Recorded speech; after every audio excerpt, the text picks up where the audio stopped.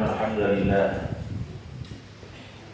نحمده ونستعينه ونستغفره ونعوذ بالله من شرور أنفسنا ومن سيئات أعمالنا من يهده الله فلا مضل له ومن يضلل فلا هادي له أشهد أن لا إله إلا الله وحده لا شريك له وأشهد أن محمدا عبده ورسوله أرسله بالهدى ودين الحق ليظهره على الدين كله وكفى بالله شهيدا فبلغ الرسالة وأدى الأمانة ونصح الأمة وجاهد بالله حق جهاده فصلوات الله وسلامه عليه وعلى آله وأصحابه ومن تبعهم بإحسان إلى يوم الدين وبعد. Masyaallah muslimin rahimani wa rahimakumullah, ikhwani wa akhwati fillah, a'azzani Allah wa iyyakum jami'an. Alhamdulillah, dengan izin Allah Subhanahu wa ta'ala serta limpahan nikmatnya yang tidak terhitung kepada kita seluruhnya, alhamdulillah di malam yang berbahagia ini kembali kita diizinkan oleh Allah bisa berkumpul bersama, duduk bermajelis. Insyaallah pertemuan kita kali ini kita lanjutkan pembahasan al-iman billah, mengimani Allah Subhanahu wa ta'ala. Masih pembahasan yang terakhir dari kandungan iman kepada Allah Subhanahu wa ta'ala, yaitu mengimani nama-nama dan sifat-sifat Allah Subhanahu wa ta'ala. Insyaallah dalam pertemuan kita kali ini kita akan sampaikan pembagian nama-nama Allah. Pembagian nama-nama Allah. Ketahuilah masyaallah muslimin rahimani wa rahimakumullah, wa a'azzani Allahu wa iyyakum jami'an. Nama-nama Allah oleh para ulama kita dibagi menjadi secara garis besarnya di sini ada 4, ya, dibagi menjadi 4. Yang pertama ada nama-nama Allah yang menunjukkan sifat dzatiyah. Ya, nama-nama Allah yang menunjukkan sifat dzatiyah. Apa itu nama-nama Allah yang menunjukkan sifat dzatiyah? Yaitu nama-nama yang selalu bersama Allah Subhanahu wa ta'ala dan tidak berkaitan dengan masyiahnya. Tidak berkaitan dengan masyiahnya. Kalau dalam penjelasan Fadilatul Syekh Al-Allamah Muhammad ibn Shalih Al-Utsaimin dalam kitab beliau Qawaidul Muslah, ya, nama-nama dzatiyah ini, sifat-sifat dzatiyah yang menunjukkan sifat dzatiyah adalah lam yazal wa lam yazal muttasifun biha, yaitu nama dan yang menunjukkan sifat yang Allah itu senantiasa terus-menerus bersifat dengannya, tidak pernah lepas dari Allah, tidak pernah hilang, ya, walaupun sekejap, walaupun sebentar. Terus nama-nama tadi ya, Allah bernama bersifat dengannya. Ya. Contoh misalkan Al-Qadir. Di sini diberi contoh Al-Qadir. Al-Qadir, ya, zat yang maha kuasa. Ini kalau dalam pembagian nama-nama Allah masuk dalam pembagian nama-nama, ya, yang menunjukkan sifat dzatiyah. Karena Al-Qadir, kudrah, kuasa, itu sifat yang tidak pernah lepas dari Allah. Tidak pernah Allah sedikit pun atau sebentar itu lemah misalkan gitu, hilang sifat kudrah darinya, tidak pernah. Terus, ya, tidak pernah lepas Allah bersifat dengannya. Ini yang namanya sifat atau nama dzatiyah. Terus melazimi zatnya, tidak pernah lepas. Ya, senantiasa terus menerus Allah bersifat dengannya. Ya, ini Al-Qadir, maha kuasa. Ya, tidak ada satu pun di langit maupun yang di bumi yang bisa melemahkan Allah Subhanahu wa taala. Kullu yaumin huwa bisyar. Setiap harinya Allah dalam urusannya. Baik menciptakan, ya, menghidupkan, mematikan. Ya, urusan Allah, pengaturan alam semesta. Ya, bersama itu alam semesta tadi yang dalam kepengurusan Allah, pemeliharaan Allah, penjagaan Allah, ya, ini sedikit pun tidak melemahkan Allah. La ta'khudhuhu sinatun wa la naum. Ya, Allah tidak ngantuk, tidak tidur. Ya, terus senantiasa bersifat dengan kudrah. Nama dari Al-Qadir, begitu. Ini namanya nama atau sifat dzatiyah. Ya, nama yang menunjukkan sifat dzatiyah yang senantiasa melazimi zatnya Allah. Tidak pernah Allah lepas dari nama tersebut, dari sifat tersebut. Tadi gambarannya. Ya, Al-Qadir, maha kuasa, tidak pernah sekejap pun, sebentar pun Allah lemah. Lawan dari Qadir, maha kuasa. Tidak ada satupun yang bisa melemahkan Allah Subhanahu wa ta'ala. Demikian As-Sami. Demikian pula contohnya As-Sami, zat yang maha mendengar. Ya, tidak pernah sebentar aja misalkan Allah tulis, atau ada suatu sebentar saja samar bagi Allah, tidak ada kedengaran suaranya. Ini tidak ada yang seperti itu. Terus, ya, terus senantiasa Allah punya sifat mendengar. Gak pernah lepas dari Allah Subhanahu wa ta'ala. Ini yang namanya nama dzatiyah, yang menunjukkan sifat tadi. Terus menerus Allah bersifat dengannya. As-Sami. Ya, begitu. Kemudian contoh lagi Al-Basir. Termasuk contohnya Al-Basir, maha melihat. Terus Allah bersifat dengan melihat. Kapanpun, dimanapun, ya, sejak dulu adanya Allah dan seterusnya, Allah bersifat dengan Al-Basir, melihat. Gak pernah sebentar aja itu misalkan samar, melihatnya salah misalkan begitu, ya. Atau ada satu makhluk yang gak kelihatan, ya, misalkan matanya Allah, ini ada kayak gitu. Sempurna, ya, sempurna dalam melihatnya, dalam puncaknya kesempurnaan dan terus menerus Allah bersifat dengan melihat tadi, tidak pernah lepas, tidak pernah sebentar pun Allah darinya hilang sifat melihat, sekejap pun tidak ada. Nah, ini namanya sekali lagi, ya, nama dzatiyah yang menunjukkan sifat dzatiyah. Kemudian contoh lainnya Al-Hayyu, maha hidup. Ya, maha hidup yang sempurna.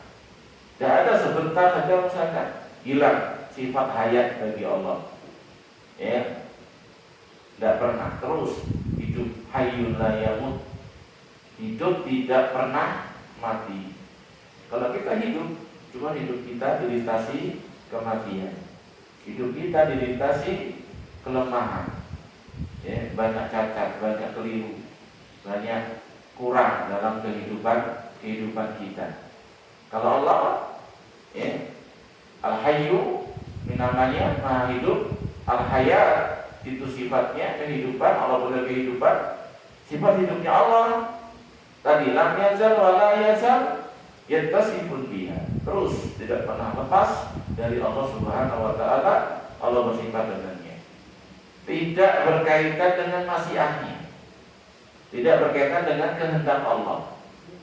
Tapi kalau ada berkaitan dengan kehendak Allah, ini nanti bukan sifat dzatiyah, berarti nanti maksudnya ke sifat fi'liyah. Itu bagian yang kedua.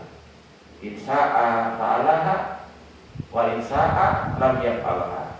Kalau Allah kehendaki Allah melakukannya, kalau tidak kehendaki Allah tidak melakukannya. Ini namanya nanti bukan dzatiyah, namanya fi'liyah, perbuatan, berkaitan dengan perbuatan, berkaitan dengan masyiah.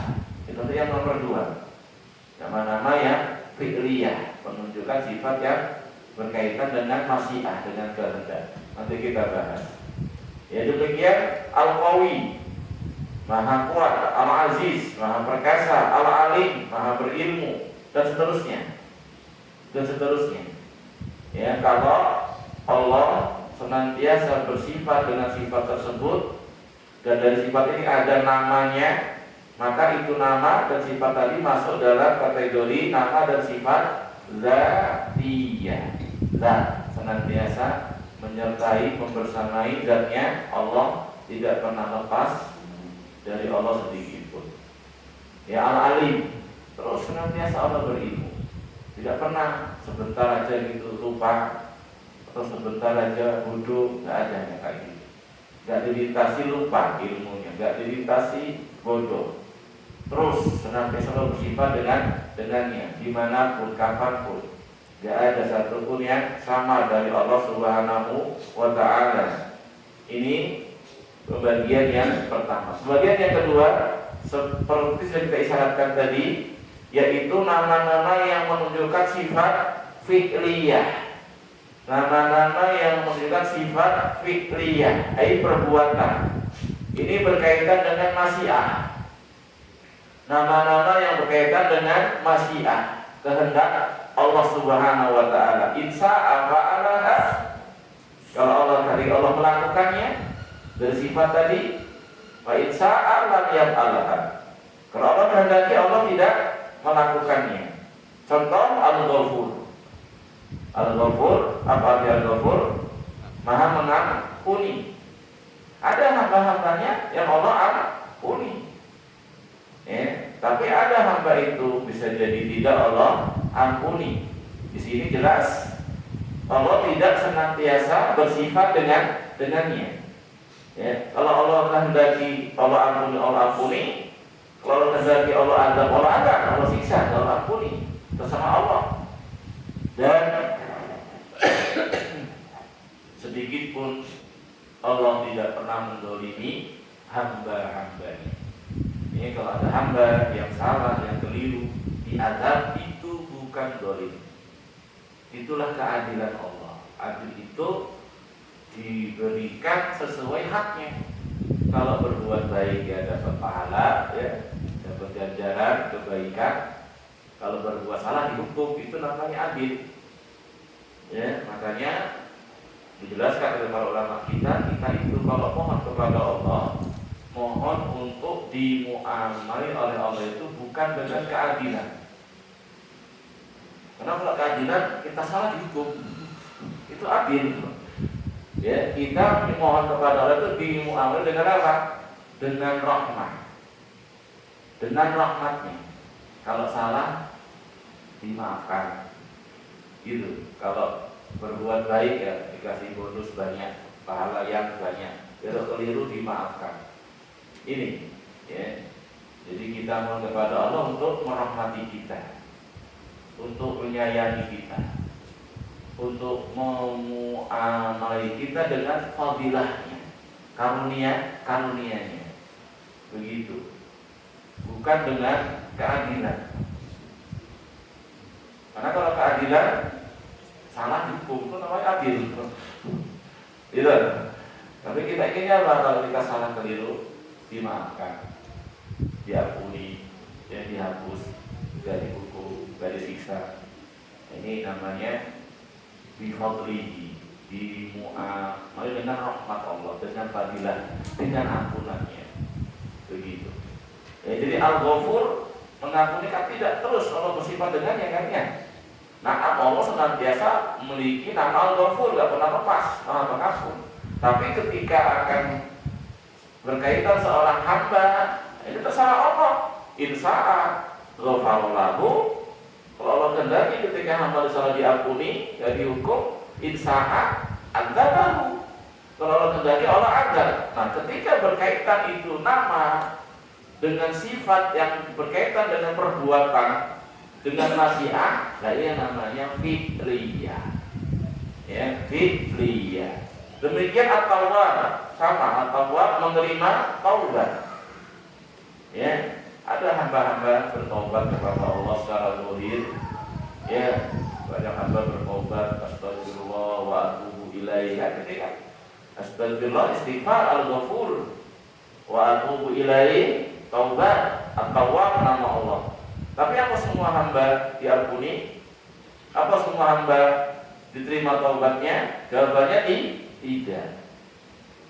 Nah, Allah menerima taubat, Allah mengampun. Tapi bisa jadi ada seorang hamba tidak Allah terima taubatnya. Bisa jadi seorang hamba tidak Allah ampuni. Ketika Allah sekali lagi tidak mengampuni seorang hamba, terima taubatnya sekali lagi tidak pernah itu dalam bentuk kezaliman kepada Allah, tapi itu keadilannya. Tidak zalim. Yang namanya salah dihukum itu adil. Ya, bisa jadi dia si hamba tadi mungkin istighfarnya ada cacat, ada kurang sehingga tidak diterima oleh Allah. Taubatnya mungkin ada perkara yang di situ tidak terpenuhi syarat-syaratnya sehingga ditolak oleh Allah Subhanahu wa taala. Jelas tidak mungkin Allah mendolimi hamba-hambanya. Ketika hamba sudah beristighfar, sudah bertaubat, oh ternyata tidak diampuni, tidak terima taubatnya, kemudian si hamba introspeksi dirinya. Sudahkah dia penuhi dari syarat-syarat untuk dapat ampunan Allah, syarat-syarat untuk dapat diterima taubatnya. Jadi Al-Ghafur atau ini masuk dalam nama-nama fi'liyah yang menunjukkan sifat-sifat fi'liyah, ya, perbuatan. Demikian pula Ar-Razzaq. Ar-Razzaq, ya, Maha memberi rezeki. Ya, ada yang diberi banyak, ada yang diberi mungkin tidak banyak, ada yang tidak diberi, terserah Allah. Ya, kemarin sudah kita bahas Allah yang ciptakan alam ini seluruhnya, semuanya makhluknya Allah yang punya. Kalau Allah yang punya terserah Allah. Yang ini dikasih semata-mata karunia pemberian, ini nggak dikasih bukan kezaliman. Masih ingat kaidahnya, kalau menahan sesuatu yang miliknya tidak dihitung zalim. Seorang yang menahan sesuatu yang itu miliknya tidak dihitung zalim. Zalim itu kalau menahan sesuatu milik orang lain itu baru dihitung zalim. Makanya Rasul mengatakan maqalul ghaniyyi dzulmun. Maqalul ghaniyyi dzulmun. Orang kaya enggak bayar hutang, zalim kata Rasul. Apa zalim? Enggak punya duit. Kalau nggak ditunaikan itu hutangnya, padahal dia janjinya tidak sudah ada rezeki mau dibayar. Apa dia lakukan? Menahan hak orang lain, zalim. Ya, zalim. Ada orang dititipin barang, datang yang dititipin mau ngambil nggak bisa, harus tebus. Ini apa-apa harus tebus, harus bayar. Tuh apa ini? Yang punya mau ngambil barangnya kok nggak boleh, kok dilarang? Apa dianya marah-marah, ngamuk-ngamuk? Apa ini kan? Begitu. Itu terserah yang punya. Ya, kapan mau diambil? Ya, terserah yang punya. Inna lillahi wa inna ilaihi raji'un. Kita cuma milik Allah. Diri kita, yang ada pada kita, semua milik Allah, cuma dititipi. Kalau yang empunya, yang punya mau ngambil, ya tafaddal, jangan ngamuk-ngamuk, jangan marah-marah. Ya, jangan kalah sama tukang parkir. Tukang parkir ngerti ini mobil, ini motor, bukan punya dia. Datang orangnya senyum, ya kanan kiri, buat uang parkir. Tidak ada ngamuk-ngamuk yang punya mengambil motornya, mengambil. Dan kita kadang aneh. Anak-anak meninggal, ngamuk-ngamuk, nangis-nangis. Duitnya hilang, ngamuk-ngamuk, nangis-nangis. Padahal semua milik Allah. Nah, apa maksud dia mengatakan inna lillahi wa inna ilaihi raji'un? Tidak ada maksud kata kecuali harusnya mengakui kita cuma punya Allah. Kalau diambil, ya tafaddal, silahkan orang punya mau ngambil. Masa kok marah-marah? Ya, ini alasan. Ya, yang dikasih semata-mata karunia, yang nggak dikasih, kalau nggak dihitung, zalim. Dan nggak dikasih tadi, ya itu bukan berarti itu jelek bagi hamba. Ini dikasih anak laki-laki semua, ini anaknya perempuan semua, yang ini lengkap laki perempuan, yang ini mandul, nggak punya anak. Terserah Allah. Ya, ketika dibuat mandul nggak punya anak, ya Allah tahan pemberiannya, terserah Allah. Berarti Ar-Razzaq termasuk fi'linya. Ketika ditahan, tidak harus itu jelek bagi si hamba. Allah yang tahu, kita tidak tahu. Bisa jadi ketika kita punya anak, malah dengan sebab anak kita jadi kafir. Mau punya anak tapi kafir, atau tidak usah punya anak tapi terus sudah beriman sampai mati. Nah itu karena kita tidak ngerti. Mau kaya raya, duitnya banyak, tapi dia melampaui batas. Dulu miskin, masya Allah, menjaga diri, hati-hati, banyak doa, banyak sujud, banyak nangis, sholat malam. Itu kaya, tersirat ke mana-mana, melancong, duitnya banyak. Akhirnya melampaui batas. Gak ingin sholat lagi, gak ada lagi ngerekek-ngerekek sama Allah, bahkan sombong, pongah, dolim. Ini bencana, Allah ngerti. Ya, walau basatallahu, ya, seandainya Allah bentangkan itu rezekinya kepada setiap hamba, la baghaw fil ard, niscaya mereka akan baghaw melampaui batas di muka dunia ini. Ya, jadi ketika Allah menahan itu tidak harus jelek juga, ada hikmah-hikmahnya. Ya, karena sudah kita bahas berulang-ulang, sudah kita ulangi lagi.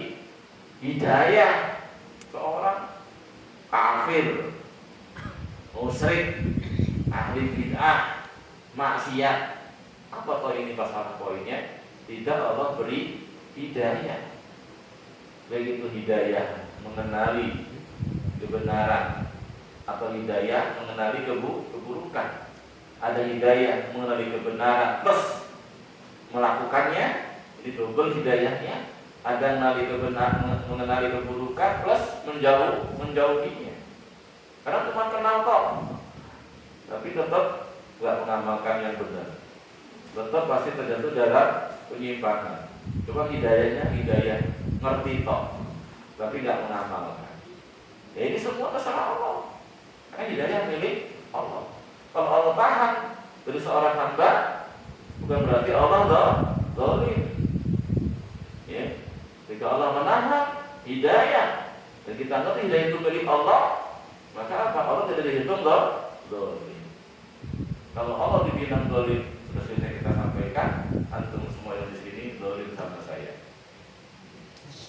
Nah, kok bisa ya? Antum punya duit yang ngasih saya?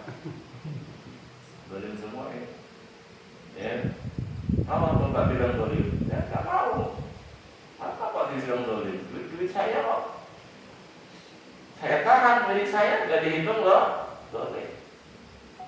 Ya, kalau itu antum paham, demikian Rabbul Alamin ketika menahan rezekinya tidak dihitung zalim. Apalagi tadi kadang-kadang ketika ditahan, di situ ada hikmah. Wallahu ya'lamu wa antum la ta'lamun. Allah yang tahu, karena kita tidak tahu. Dari sini Berarti nama Ar-Razzaq itu termasuk fi'liyah, berkaitan dengan masyiah, bukan zatiyah, bukan terus-menerus Allah bersifat dengannya. Ya, demikian Ar-Rahim. Ya, ada yang dimurkai, ya kan? Ada yang dilaknat. Ya, wa may yaqtul mu'minan muta'ammidan fajazaohu jahannam khalidan fiha wa ghadiballahu alaihi wa la'anahu wa a'adda lahu 'adzaban 'azima.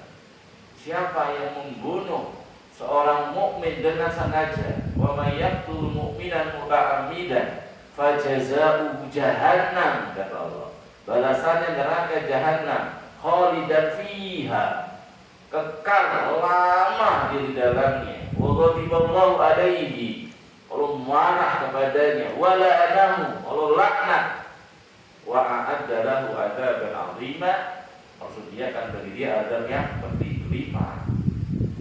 Ya. Allah tidak senantiasa rahim.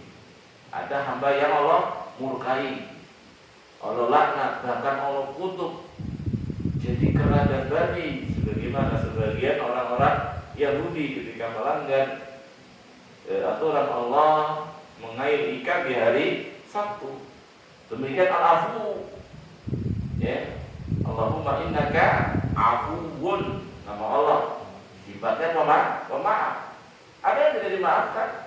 Sekali lagi, bukan Allah zalim, berarti memaafkan. Al-afu ini termasuk sifat fi'liyah. Demikian seterusnya. Al-muhsin berbuat baik. Ya, ada hamba yang Allah siksa tadi Allah ada. Ya. Ini masuk dalam nama-nama fi'liyah berkaitan dengan masyiah. Yang ingin kita sampaikan juga berkaitan dengan pembagian ini, ada zatiyah, ada fi'liyah. Ya. Nanti ada masuk ke sini pembagian sifat. Kalau ini kan pembagian nama, ya, nama zatiyah, nama fi'liyah. Nanti ada sifat zatiyah, sifat fi'liyah. Tiap nama mengandung sifat.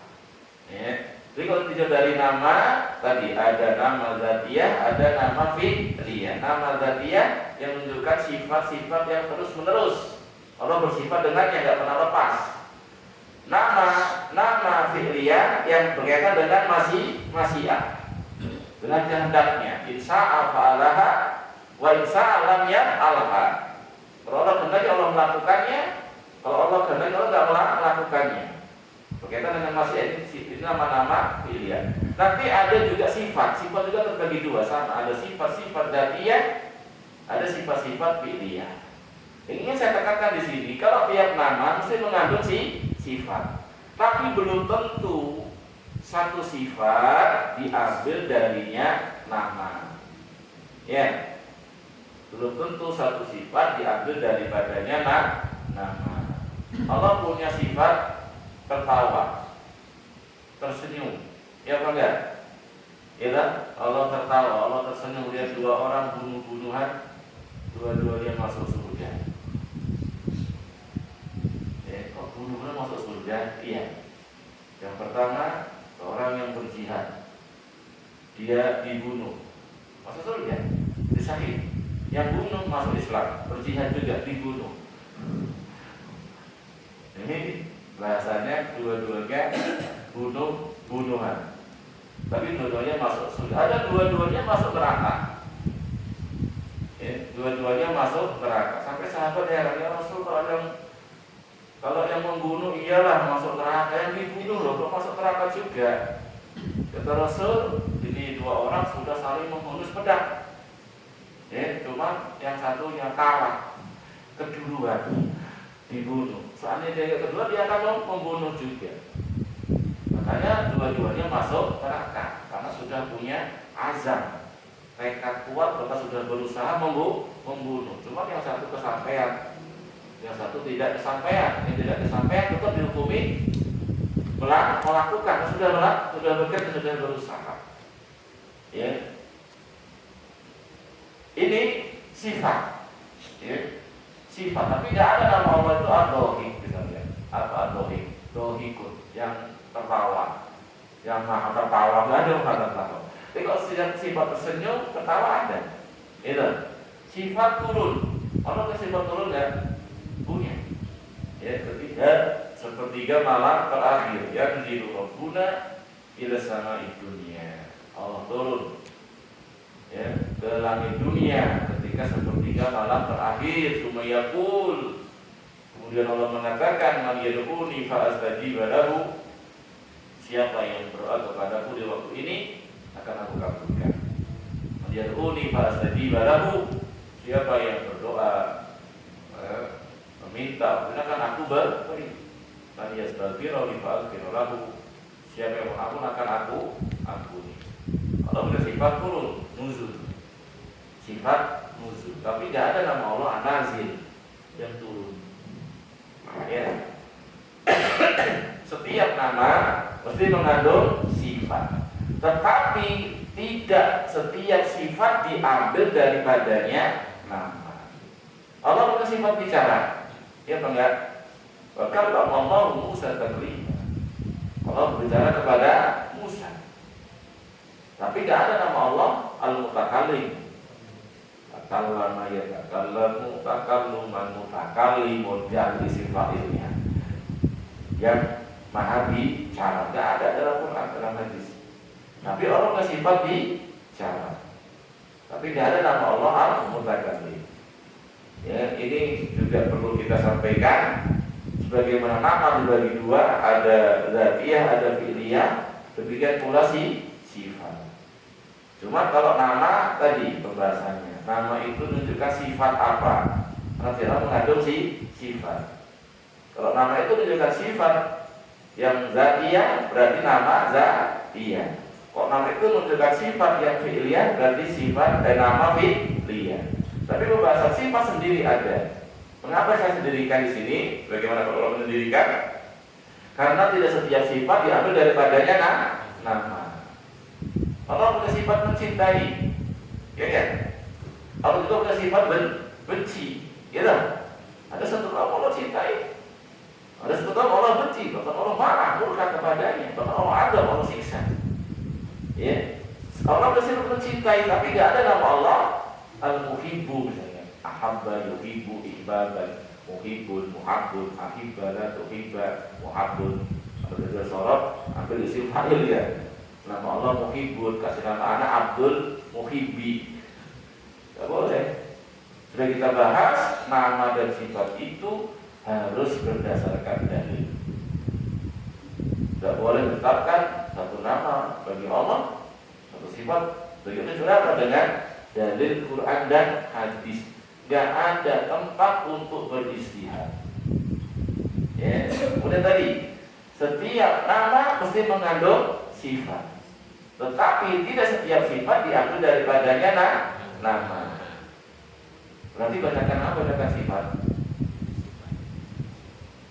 Berarti banyakkan nama, banyakkan sifat. Banyakkan sifat.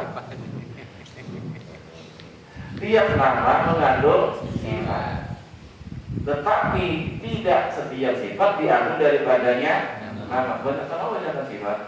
Banyakkan sifat. Kalau nama mesti ada sifatnya. Imbang, oh ya, imbang kan? Tiap nama ada sifat, tiap nama ada sifat, tiap nama ada sifat, tiap nama ada sifat. Tapi tiap sifat belum tentu diambil daripada nama. Kalau ada sifat bicara, mencintai, membenci, melaknat, menjadikan Jailun fil ardi, menjadikan di bumi khalifah. Tapi tidak ada nama Allah ya, bicara ya, mencintai, tidak ada nama seperti itu. Allah punya sifat istawa al-arsy, ya, beristiwa di atas arsy dalam 7 ayat sebutkan. Tapi tidak ada nama Allah al-mustawi, yang beristiwa, tidak ada nama Allah. Nah ini. Nah, sifat-sifat ini pun nanti dibagi, ada dzatiyah, ada fi'liyah. Sama juga. Cuman bedanya tadi, kalau nama penunjukan kepada dzatiyah, fi'liyah dari sifat yang terkandung. Ya, dari sifat yang terkandung. Kalau sifat berdiri sendiri, berdiri sendiri. Karena tiap nama mesti mengandung sifat, tidak setiap sifat diambil daripadanya nama. Sehingga pembahasan sifat lebih banyak. Kalau nama saja nggak terbatas, belum pernah kita bahas, nama Allah tidak terbatas bilangan tertentu. Penyebutan dalam hadis 99 nama itu bukan pembatas. Masih ingat ya pembahasannya ya? Sudah pernah kita bahas. Nah, kalau nama Allah saja tidak terbatas bilangan tertentu, apalagi sifatnya. Babul sifat awsa' min babil asma. Pembahasan sifat-sifat lebih luas dibanding pembahasan nama-nama. Ya. Makanya pembatasan nama 69, pembatasan sifat 13 sifat dan yang semisalnya ini termasuk kesalahan. Kalau kita katakan penyimpangan dalam mengimani nama-nama sifat-sifat Allah. Kita dulu sekolah diajar 13 sifat. Ya Bang ya, masih ingat ya? Ada di buku dari departemen agama belum nafalin. Kadang-kadang dinyanyi-nyanyikan oleh kaum muslimin, ya, wujud, idam, bako, mukhalafadul, hawadisi dan seterusnya. Padahal kalau kita runut itu, kadang tidak ada dalilnya. Malah yang jelas-jelas sifat kita sepakat dan disebut di situ. Cuma yang hafal ini, wujud, idam, bako, ada nggak sifat rahmah?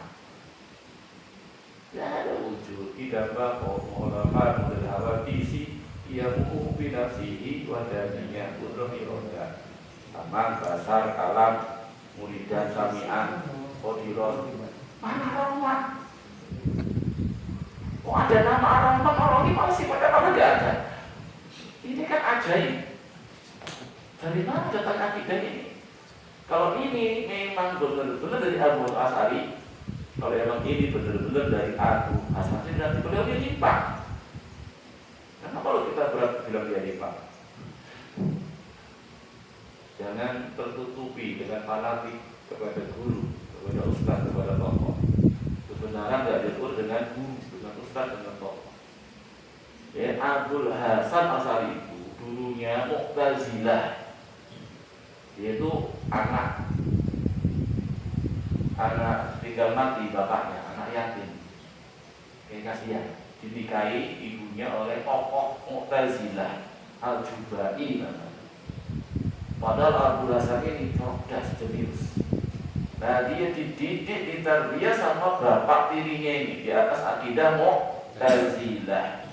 Mu'tazilah kita ngerti, kelompok yang menetapkan nama-nama toh, tapi tidak menetapkan sifat. Nama tapi tidak mengandung sifat, itu orang-orang Mu'tazilah.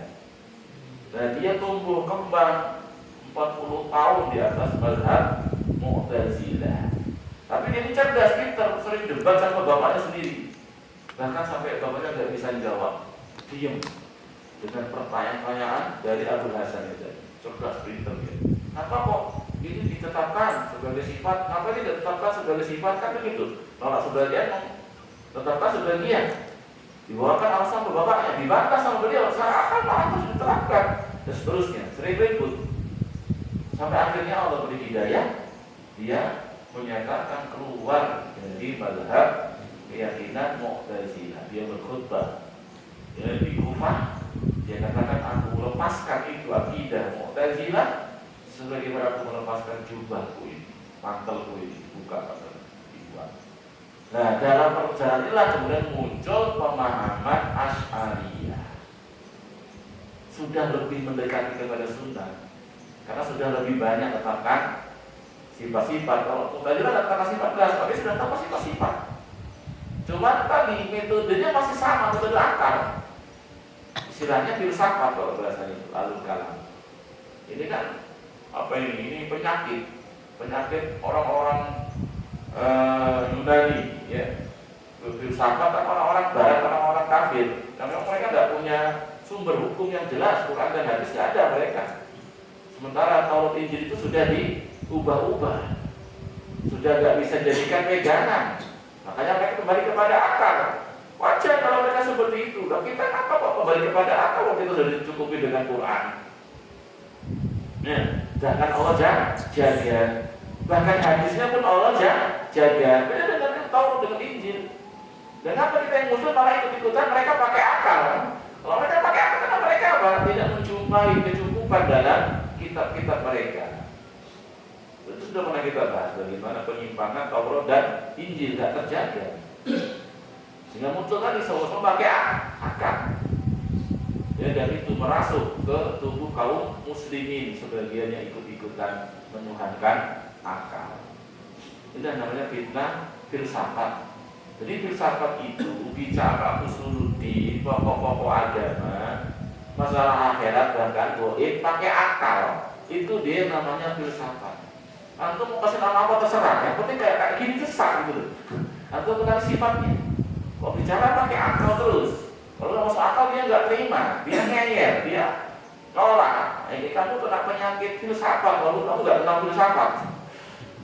Bener, kita tidak butuh nama, kita butuh sifat. Kenali sifat, jangan kenali nama.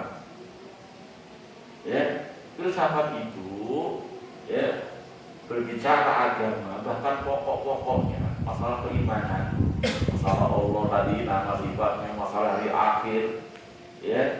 Masalah surga, neraka, timbangan amal, hari hisab, dan seterusnya dengan akal. Ya, masalah alam barzakh ini filsafat sesat, nyimpang akhirnya. Mereka banyak subhat, tentu sudah dibantah oleh para ulama. Nah, kita diperintahkan kembali kepada Quran dan hadis, untuk patuh dengan Quran dan hadis. Kalau bertentangan pikiran kita dengan Quran hadis, curigai pikiranmu, jangan curigai Quran hadisnya. Siapa kamu? Tundukkan kecerdasanmu, jeniusmu dengan di hadapan Quran dan hadis. Begitu. Bagaimana Umar bin Khattab?